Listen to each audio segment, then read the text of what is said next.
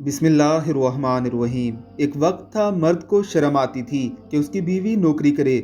उसे फ़ख्र होता था कि वो कमा रहा है और बीवी को भी बहुत मान होता था।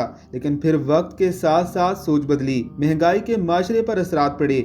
कुछ मगरब को देखकर लोगों ने अपनी बेटियों को घरों से कमाने के लिए निकाला। बाज़ लोगों की मजबूरी थी क्योंकि उनका बेटा कोई नहीं था, वहाँ बेटी ही बेटा बन जाती है। अब होना तो ये चाहिए था कि मर्द जिम्मेदारी का मुजाहिरा करता और औरत को घर के बाहर भी प्रोटेक्शन देता, लेकिन हमारे माशरे में घर से बाहर कदम रखने वाली लड़की को शिकार समझा जाने लगा।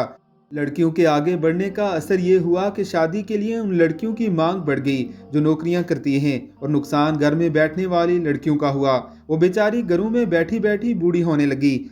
एक नुकसान ये भी हुआ कि मर्द भले बीवी को नौकरी करने देता, वो साथ में ये भी चाहता कि बीवी घर की जिम्मेदारी भी पूरी करे, यानी 8 घंटे बाहर ड्यूटी और बाकी दिन घर ड्यूटी। इसकी वजह से घर में झगड़े शुरू हो गए। उसका नतीजा ये निकला कि औरत जो पहले मर्द पर इन्हिसार करती थी, कमाने लगी तो इतनी निडर भी हो गई कि उसने तलाक का डर ही निकाल दिया। हमारे माशरे में ऐसी लड़कियां अब आम हैं जो नौकरी भी करती हैं, खुद मुख्तार हैं और तलाक याफ्ता भी हैं।